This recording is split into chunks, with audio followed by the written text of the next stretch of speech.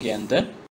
अब हमें देखना ये है कि फ़िज़िकल एग्ज़ामिनेशन कंप्लीट होने के बाद हमें माइक्रोस्कोपिक एग्ज़ामिनेशन कौन सी तकनीक से परफॉर्म करना है। ठीक है, हमारे पास बेसिकली दो तरह की टेक्निक्स है। एक है डायरेक्ट वेट प्रिपरेशन, जिसको आप वेट माउंट भी कहते हैं। ठीक है, इसके अंदर आपको कोई ज़्यादा ख़ास ऑपरेटर्स की ज़रूरत नहीं है। जस्ट आपको एक सेलाइन और आयोडीन चाहिए और उससे आप डेफिनेटली डायरेक्टली स्टूल सैंपल से कुछ पोर्शन लेकर आप वेट माउंट बनाकर इमीडिएटली आप उसको ऑब्ज़र्व कर लेते हैं।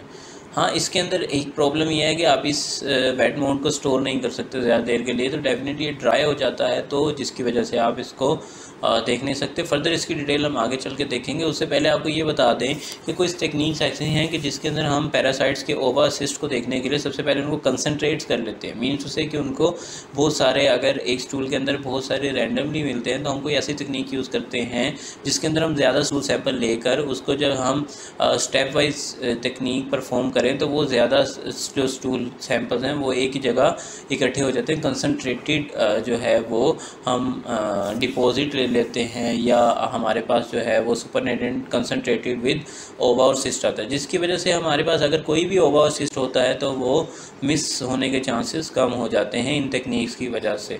तो उसमें हमारे पास सोडियम क्लोराइड फ्लोटेशन टेक्निक्स होती हैं। बेसिकली फ्लोटेशन टेक्निक दो तरह की होती हैं, एक सोडियम क्लोराइड के साथ, एक जिंक सल्फेट के साथ। और एक ये है कि सेडिमेंटेशन टेक्निक है, जिसके साथ फॉर्मलिन ईथर सेडिमेंटेशन टेक्निक है। हमें इसके लिए जो है फॉर्मलिन ईथर सेडिमेंटेशन टेक्निक के अंदर हमें सेडिमेंट्स मिलते हैं, बाकी में है जो हमारे सोडियम और जिंक सल्फेट वाली जो टेक्निक है, इसके अंदर हमारे पास चीज़ें जो हैं वो, या ओवरसेट्स जो हैं वो अपर लेयर पर फ्लोट कर रहे होते हैं फ्लूइड की, तो हम वहाँ से भी उनको ऑब्जर्व कर सकते हैं। तो वेट माउंट क्या होती है? Direct wet preparation. ये बहुत ही आसान फिनोमेना है परफॉर्म करना तकनीक, और कुछ ही टाइम के अंदर आप इसको कंप्लीट कर लेते हैं। लेकिन इसके अंदर यह है कि आपको स्टूल का एक स्मॉल जो है पोर्शन चाहिए है। इसमें बहुत ज़्यादा स्टूल सैंपल इन्वॉल्व नहीं है, बहुत ज़्यादा स्टूल सैंपल डेफिनेटली यूज़ नहीं होता।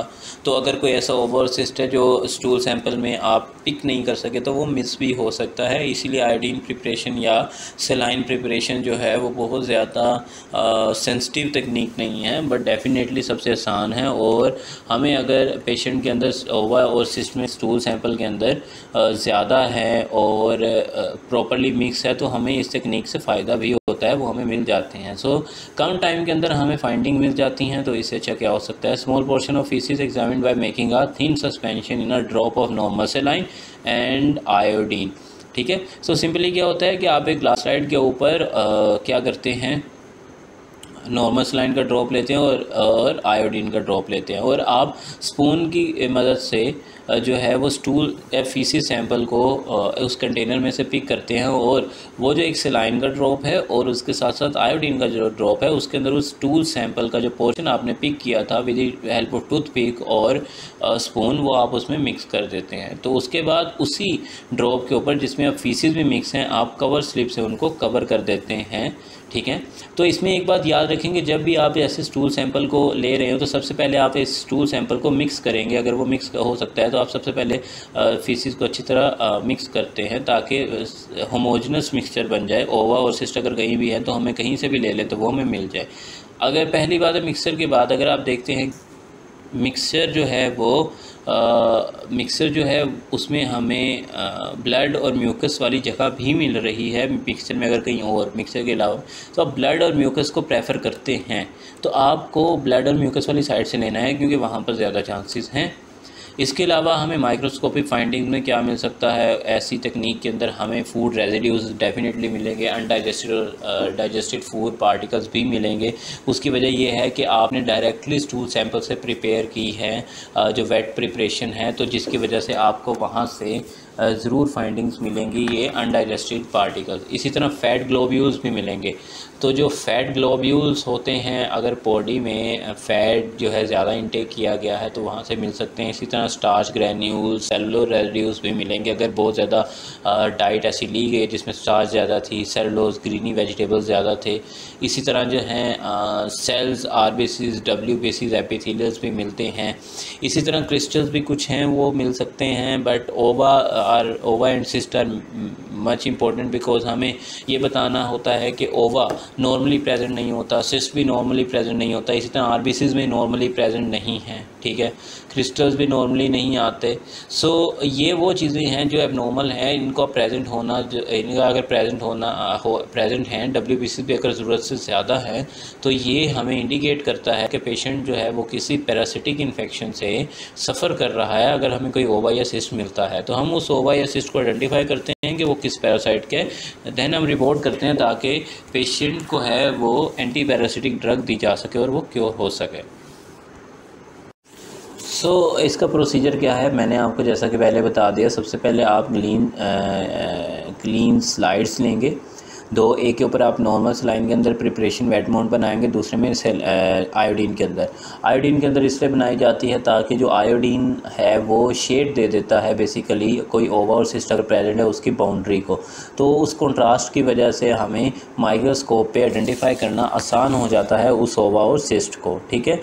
जबकि नॉर्मल सलाइन के अंदर क्योंकि कोई इंडिकेटर नहीं होता, जैसे कलर नहीं होता, तो लिहाजा वो हमें ट्रांसपेरेंट नज़र आता है, तो समटाइम हमें मुश्किल भी होती है ओवा और सिस्ट आइडेंटिफाई करने में, तो इसलिए हम साथ आयोडीन की प्रिपरेशन भी करते हैं, ठीक है। तो इसमें सिंपल सा प्रोसीजर है। सबसे पहले आप 2 स्लाइड्स लेंगे, एक स्लाइड के ऊपर आप आयोडीन का ड्रॉप ऐड करेंगे, एक के ऊपर आप नॉर्मल सलाइन का, ठीक है। और वो दोनों स्लाइड्स के ऊपर जो आपने ड्रॉप ऐड किए हैं उनके अंदर आप स्पून की हेल्प से या टूथपिक की मदद से जो फीकल स्पेसिमन है आपके पास, और अगर तो म्यूकॉइड और ब्लडी पार्ट है वहाँ से लेंगे तो वहाँ पर आप दोनों के अंदर ऐड करेंगे, दोनों ड्रॉप्स में, ठीक है। और after careful addition of faeces आपने क्या करना है, उस ड्रॉप के ऊपर कवर स्लिप आपने प्लेस कर देनी है, लेकिन आप कवर स्लिप को प्रेस नहीं करेंगे, ठीक है।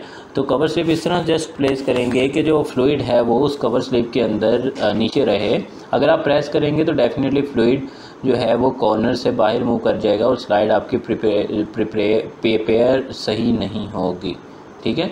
उसके बाद जो है आप इसी को एग्जामिन करेंगे 40x के अंदर वेट प्रिपरेशन को, दोनों को, पहले से लाइन को देखें फिर आयोडीन को देखें, और अगर तो आपको कोई ओवर सिस्ट मिल रहा है तो डेफिनेटली आप उसको रिपोर्ट करेंगे। इसी तरह पर आप डब्ल्यूबीसीज भी रिपोर्ट करेंगे, आप एपिथेलियल सेल्स भी रिपोर्ट करेंगे। तो ये सारी चीज़ें जो हैं आप 40x माइक्रोस्कोपिक जो हमारे पास ऑब्जेक्टिव लेंस है माइक्रोस्कोप का, उस पर देखेंगे।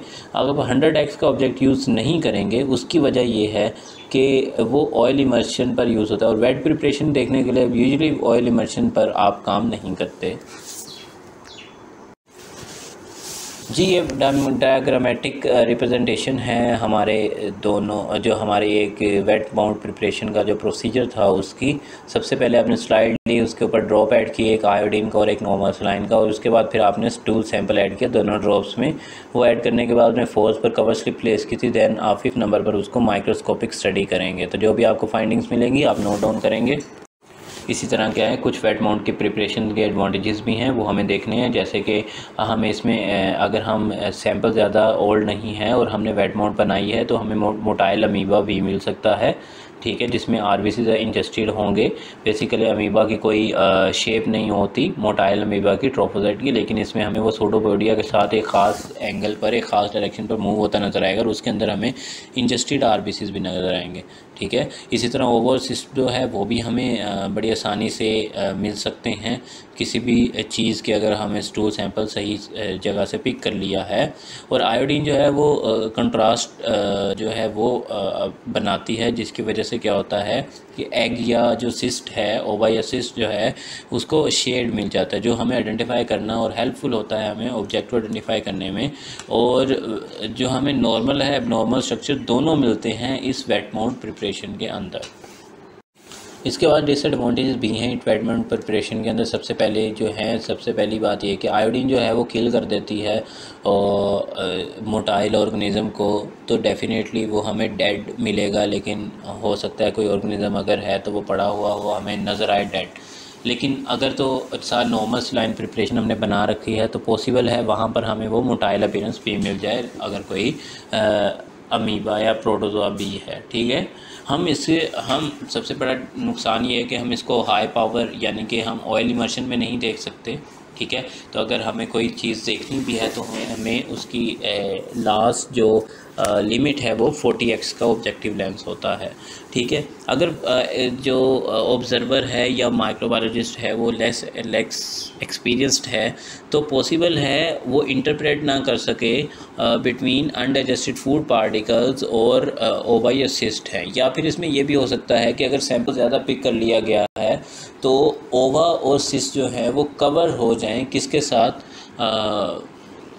अनडाइजेस्टेड फूड पार्टिकल के साथ। ठीक है, तो हमें चूँकि इसमें अनडाइजेस्टेड फूड पार्टिकल्स और सब चीज़ें आ रही हैं तो ओवा और सिस्ट की फाइंडिंग उसके साथ कंफ्यूज भी कर सकते हैं अगर कोई बहुत ज़्यादा एक्सपीरियंस पर्सन नहीं है। If wet mount is too thick ova and cyst may be missed. अगर बहुत ज़्यादा थिक है तो डेफिनेटली मैंने आपको बताया कि होगा क्या कि चीज़ें जो हैं अनडाइजेस्टेड फूड पार्टिकल्स या डाइजेस्टेड फूड पार्टिकल्स वो क्या होंगे, वो कवर कर लेंगे हमारी मेजर फाइंडिंग्स को, जिसकी वजह से हम ओवा सिस्ट मिस कर सकते हैं।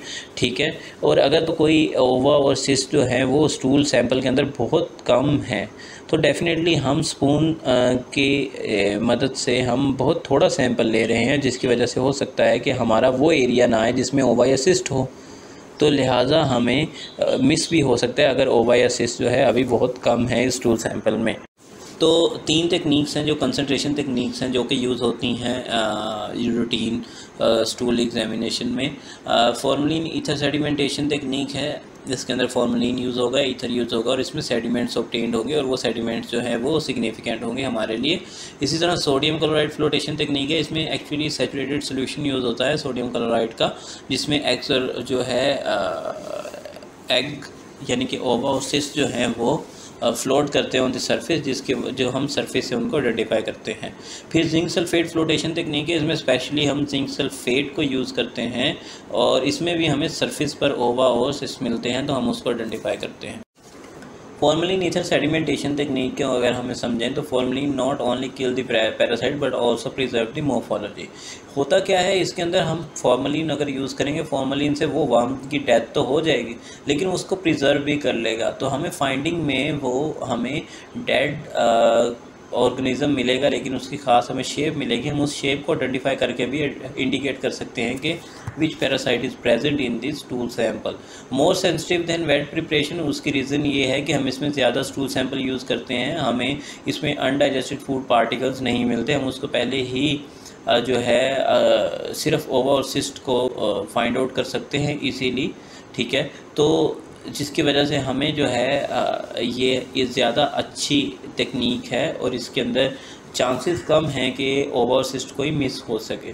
ठीक है, इवन अगर ओवा और सिस्ट स्कैंटी भी हैं, कम भी हैं, तो डेफिनेटली हम स्टूल सैंपल जो है वो ज़्यादा यूज़ कर रहे हैं, तो अगर कहीं भी होगा तो वो हम डेफिनेटली वो कम भी होंगे तो वो हमारे इस टेक्निक का हिस्सा बन जाएंगे, तो आइडेंटिफाई करना आसान होगा। गो टू आइडेंटिफाई स्कैंटी ओवा और parasites. So what is the procedure of formalin ether sedimentation technique. तो सबसे पहले आप क्या करेंगे, स्टूल सैंपल को मल्टीप्लाई करेंगे कि इसके अंदर नॉर्मल सलाइन के अंदर, ठीक है, तो 2 ml एटलीस्ट स्टूल सैंपल लेंगे आप, 3 ml उसको नॉर्मल सलाइन में करेंगे, मिक्स करेंगे फॉर 15 ml सेंट्रीफ्यूज ट्यूब के अंदर कर लें। ठीक है, जिसको आप लोग यूजली यूज़ कर सके, जिसके कैप ट्यूब्स होती हैं जो सेंट्रीफ्यूज में आप यूज़ कर सकते हैं। तो 15 ml के अंदर ये मिक्सचर बनाएं, इसको अच्छी तरह मिक्स कर लें ताकि जो ओवा और सिस्ट है कहीं पर अगर किसी चीज़ के साथ अटैच भी हैं अनडाइजेस्टेबल पार्टिकल्स के साथ तो वो भी इसमें मिक्स हो जाए। अब डेफिनेटली सैंपल को आप डाइल्यूट कर चुके हैं तो इस सैंपल को क्या करें कि आप जो है अगर आपने जितना भी 3 ml यूज़ किया था आप 15 ml तक उसको नॉर्मल सलाइन को फिल कर लें फिर।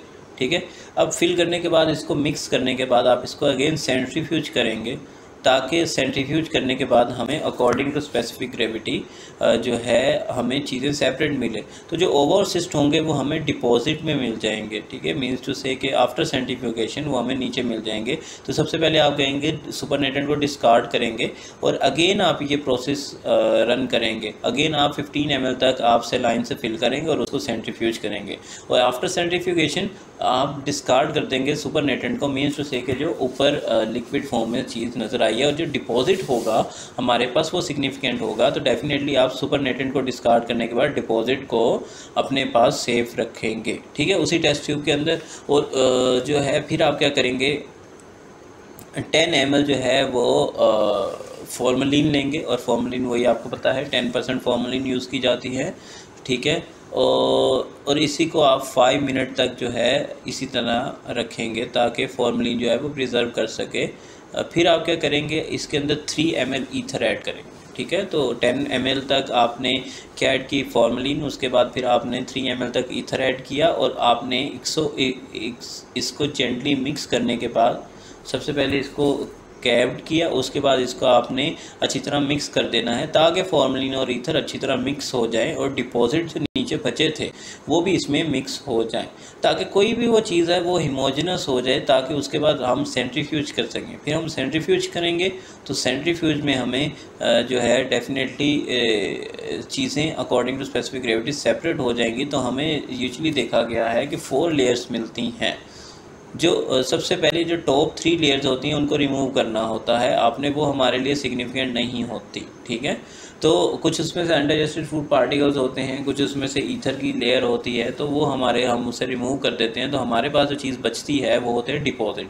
तो डिपॉजिट में अब हमारे पास अनडाइजेस्टेड फूड पार्टिकल्स बहुत कम होंगे, अगर रह भी गए।